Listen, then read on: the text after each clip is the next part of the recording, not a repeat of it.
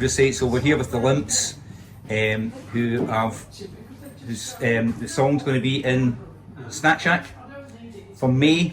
It's already out in America, and this is the first time you've been back in Annan, your hometown, since 1980 together. And this tells about this. This is the Bluebell Inn, and you guys were here every night for about 3 years. Well, I mean, I will take that one. I mean, that's my memory.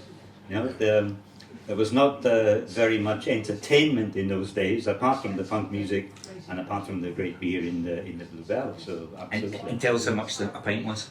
At that time, you get a pint of pale ale from this bar for 23p. Oh, that's fantastic. A night out for £1. Yes. Drunk for £1. Or 50p in some cases. Yeah. And you guys were saying, so did you discuss music when you were here? Was it just, what was it? Did you discuss the band? Did you? Discussed everything, didn't we? Yeah. And if you were mucking around, what happened? You used to get the chalk chucked at you, was it? That's right. Well, the dartboard was over there, so we used to get, we used to throw the chalk over here when we're getting a bit rowdy, shall we say. But I was no good at the darts because I was no good at arithmetic. So you know when the convention of you have to go, you're chalking the board and then you play it next. I didn't have a calculator. Wait 10 minutes for them. Yeah, because people are doing 26, 28 and stuff like that. But no. I remember we for some reason we didn't do a Monday night, but it was every other night. But Monday night was darts night. And yeah, you couldn't be rowdy doing darts it. night. Aye. And then, so tell us, sorry. Yeah, but now to emphasise that music bit, but yes, that's my memory of what we did. We had the sounds, the melody maker, the New Musical Express. We had records maybe that someone had just bought. My memory is spending a lot of time talking about punk. Yeah. So when you guys you formed the band in what year? 1978. 78. And you took us earlier, but you took us to the only place you played in Annan, which was the Market Hall. The Market Hall. Victoria Hall. Victoria Hall, right. Yeah. And again, what was that like going back in there today? I mean, you could almost see the crowd. Aye, I know, yeah. Amazing. Yeah. It's so strange, yeah. Yeah, and so so nice to to sort of welcome us like that, Yeah. But and well, you think back and you think that the rose-coloured specs bit, and you think, wouldn't it have been great to play there again and again, and have that, But in a way, the stuff that we did together was because we created it in the way that we did, and if you became more polished, it would be the same. I mean, you guys, you had the fanzine going as well, didn't you? Yeah. And I remember you being a big Roxy Music fan. I was. You I was in the day. You had a Brian Ferry's house going on, didn't That's you? right. I was in the day. Yeah. That's But, right. and we were all at school together. Yeah, So. and I think there's another element that doesn't come up, hasn't come up today. When I've had a few beers, I would say that the Limps had a huge influence on punk in Carlisle over the border, because there wasn't any other band there, and like Andy maybe was saying, that we also had the fanzine. We created our own fanzines. We were trying to put on punk discos in other places, well before we actually played as a band. So it was a little bit like keeping yourself busy and having a good time. And some bands, trouble followed them. I think Skid Marks, for instance, there was always a bit of trouble chasing bikers and things. But it was hard. We didn't have that. It was hard to get a gig in them days because there was nobody putting gigs on, especially punk gigs. Apart from That's what. Apart the from stagecoach up Dumfries. Was it Stagecoach Allendale you were telling me about? That you end up locked in? I just missed the first. Sorry, a tough gig. You were There was a saying. riot at Langham once, wasn't Yeah, there? Langham, sorry. Yeah, I mean, Langham. at Langham was really almost the sort of towards the end, I think. That's right. But it was a good cartoon event. It was. It was a good. But I mean, then see, that's the thing, isn't it? Because it's easy to forget it, but I mean, punk had an image. Sex Pistols and getting banned from playing places, and it had that kind of baggage, and you couldn't play anywhere. No. There wasn't people actively putting gigs on. Yeah. Mick Potts in Mick's club. Yeah. He'd let us he'd let us put bands on or gigs on there. We used to play there, but it was rare. We hired Double Up and put bands on there, didn't we? Yeah.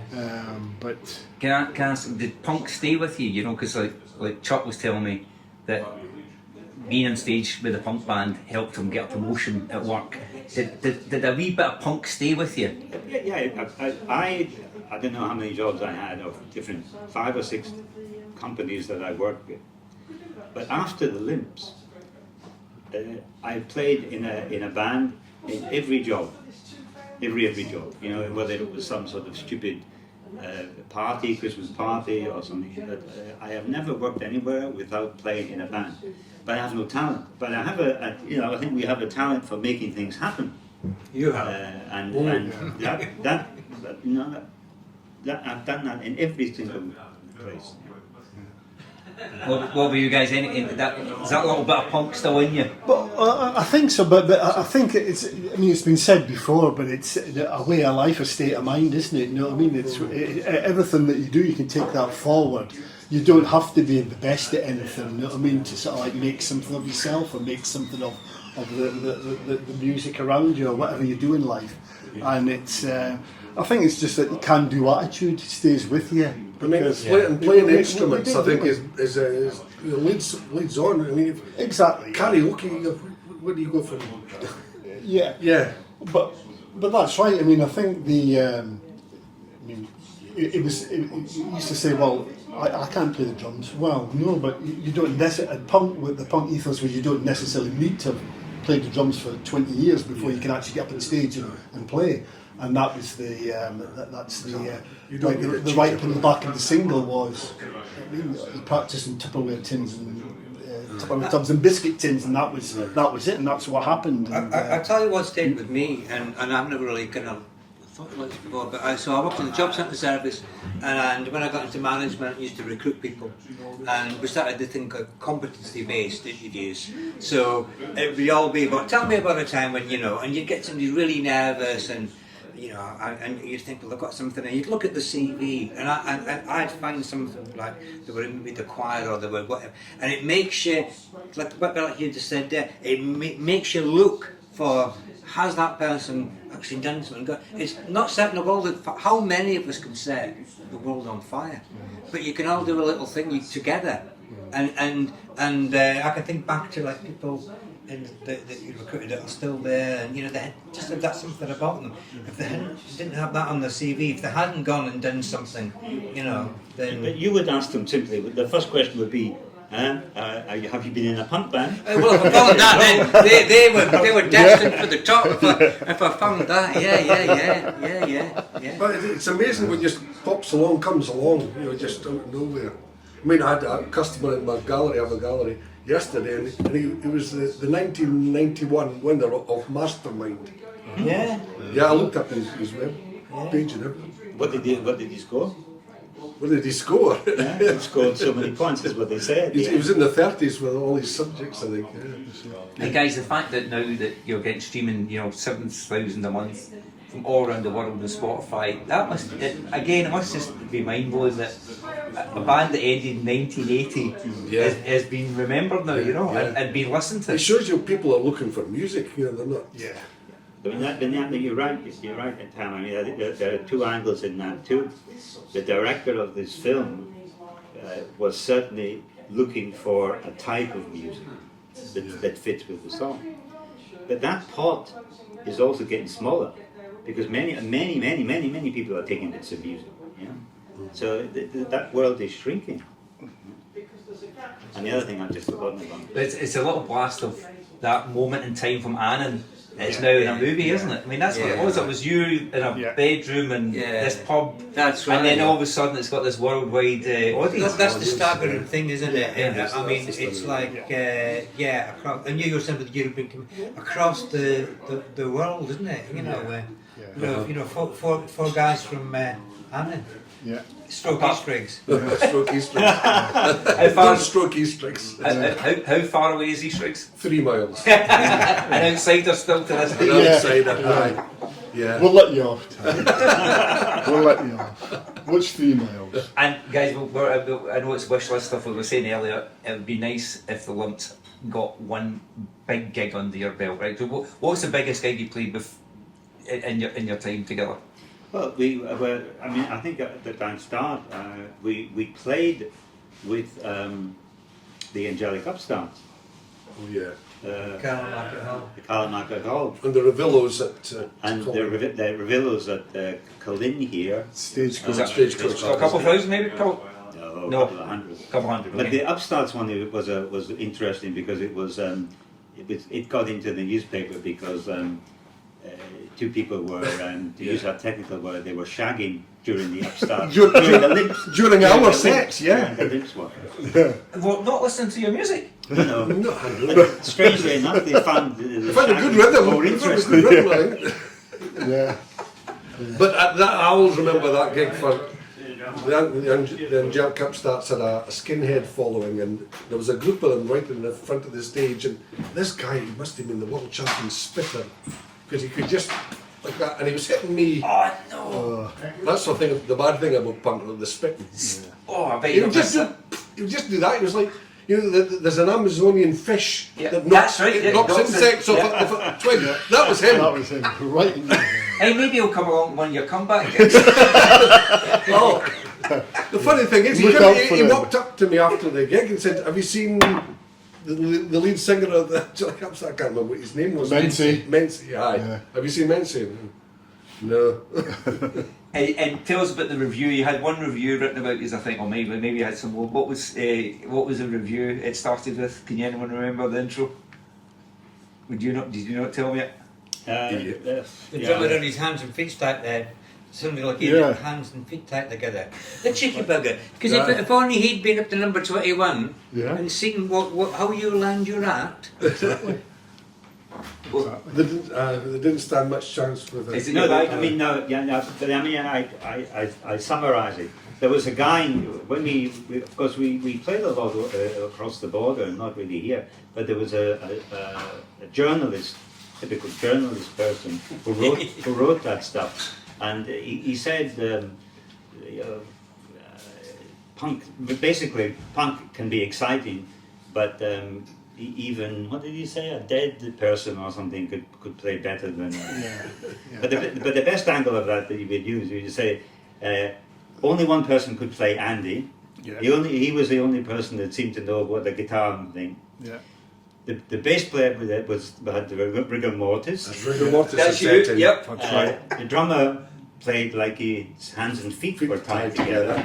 And I think And he gleefully admitted afterwards that he'd only played ever on Tupperware tins and biscuit.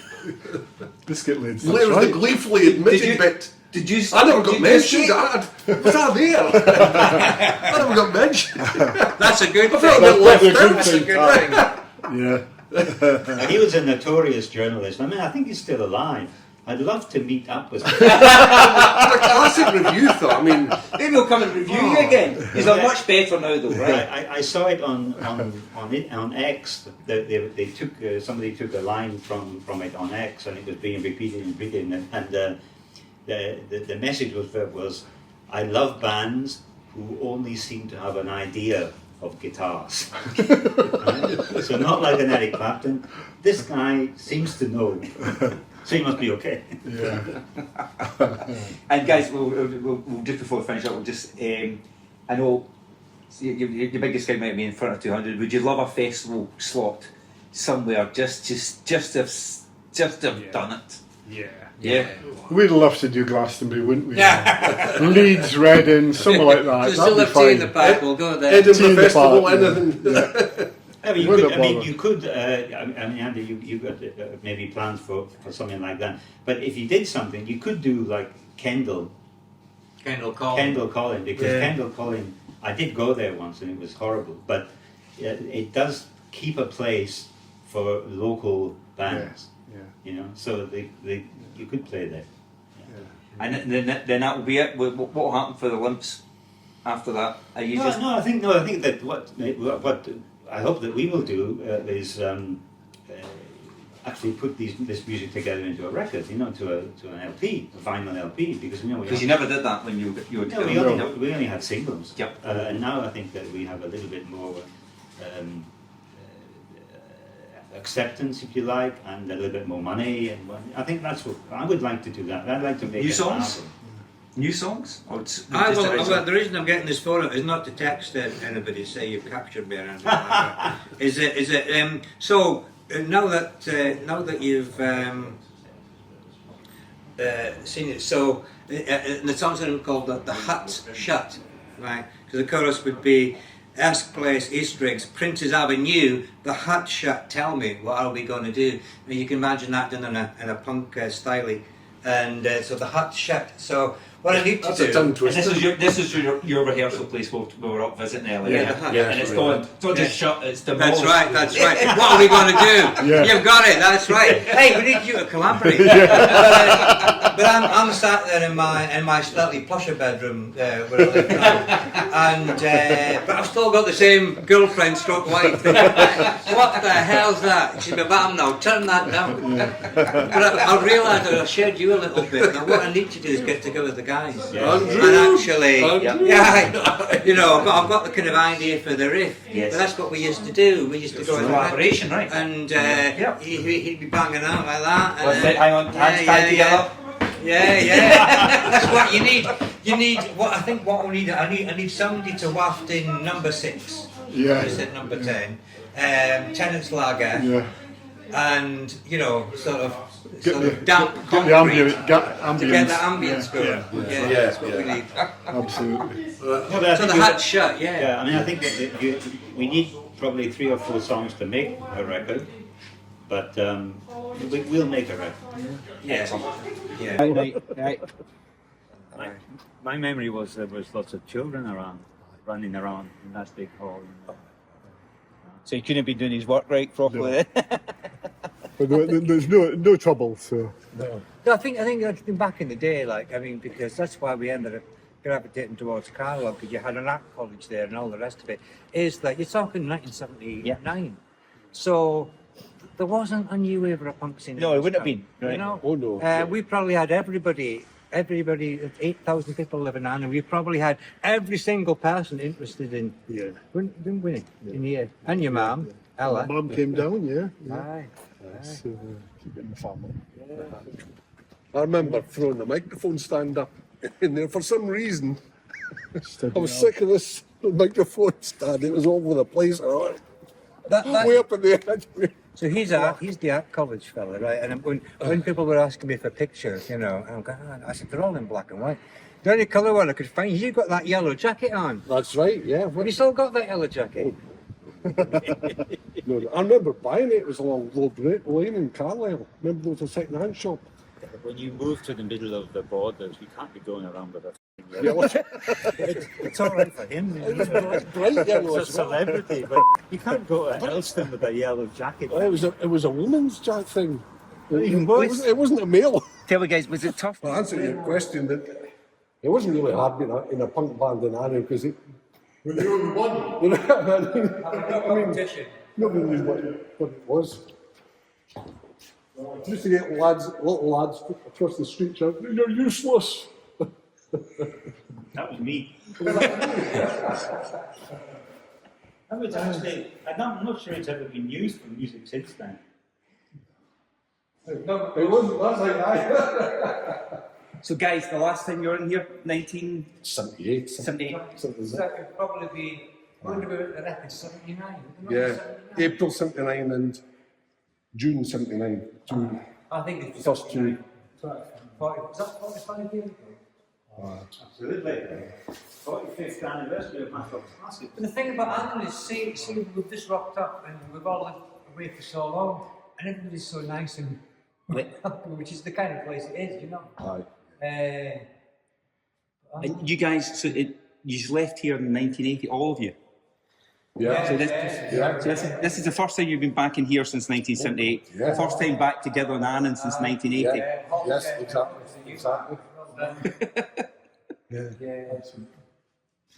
And what do you remember most that night, apart from the chucking the mic? Chucking the microphone mic up. Where did you get that move from? I don't know. I think it was just frustration. The microphone stand was We've discovered- wobbling about. Talking to Chuck them down here. I started a band in art college for an arts ball because punk was all the talk, and the arts ball's theme's got to be punk rock. It's got to be. So a pal booked this band and a jazz band. You've used all the money on the jazz band. We'll have to start our own punk band. So start from there. So Skid Marks was formed, and then I left them, and these guys came knocking on my door and said, You were the first one, Tom. It all started from you. "Yeah, well, in the Cartwell scene, we were way behind everybody down south. I think this was '77. You got promoted to a good band. Yeah, exactly. I was also working for maybe a year and a half, maybe as at the fish factory. Oh yeah. And you had two guys working there, you know, and they were really obnoxious. You know, they were all trying to fight with me, and they called me Norman. And I used that probably a year later to become Chuck Abdalla. You know, that was teasing. Yeah. That was Did you ever get your revenge? No. I'm not a fighter. You have the last laugh now, 45 years later. Now you're in a movie. We've done.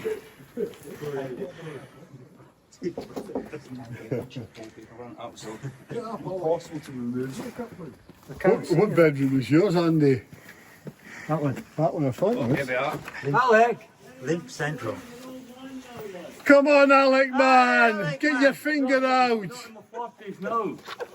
What are you doing? Don't mind these guys. Hi, Alec, how are you doing? I'm alright. I'm a respectable one. He's a fun. Do you remember me? Yeah, I think so. I'm the good looking one, Alec. I don't know.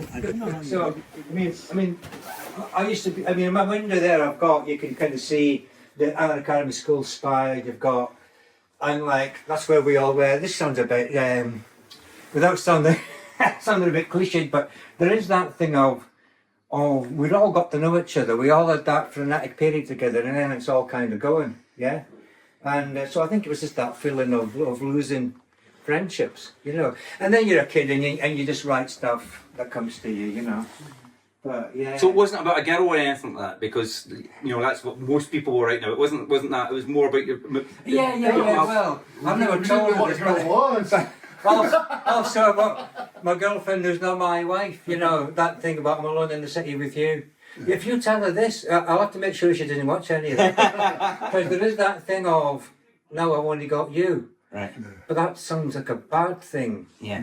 But you see, am I making sense, you know? It's a transitional Yeah. moment for you all, because you're Yeah. all growing up. Did you all know you were going to move away? Yeah. Yeah. Yeah. I think it was just a matter of time, wasn't it? We all had our own You get different promoted. jobs and things, Yeah. and I got promoted, you got I promoted. got promoted, yes. I think all towns are like that. Yeah. All towns are like Annan. You can divide them up between the people that want to get out as quickly as possible and the people that stay. I think. Yeah. And it doesn't have to be fancy get out. It's just to get out. And was that part of the reason for the band? Do you think was the band when you were starting? Was that maybe your get out route? Well, I think the get out route. I don't want to steal Dee Dee's line, but I think the get out. One of the get out things was punk, because it led you in a little way to go there. You know, if the Ramones is playing in Liverpool, Yeah. that You're makes you going there. get out, and then you see different things, and then it changes a little bit like that. So I think music was the get out. So where this leisure centre is, it was here. The hut was here. That was here. And it was 50 pence for a few hours to hire for rehearsals. That's my memory. Yeah. It's 50p. Yeah. And I do the repeat thing of it, but you know that my memory is it was between 7 and 10. You always had to go and get drink first, you know, tenants and stuff. And then somehow, and I don't remember all of it, so you have to add it, that you had to go and find people to come and help take the gear down the road from where people lived. You know, and you might give them a wee sweetie or something like that. My brother and his mates used to carry my drums. You remember Alan and Derek's just up his here. mates? I thought they magically arrived there. Yeah, that's right. When did you actually get a drum kit then? Because if you've been rehearsing on Tupperwares. I got my first drum kit for my 21st birthday. Right. So that was 1978. Eight. Aye. We were 21. I remember going through Oh, a charity shop and looking at one, and it was like a little kid one, wasn't it? You know. It was Did we see with no did we deal- see with an no advert it in was a the- toy drum kit. we saw an advert But it in never the said that in the standard, didn't advert. It just says drum kit for we? sale. You're reliant on newspaper adverts. Yeah.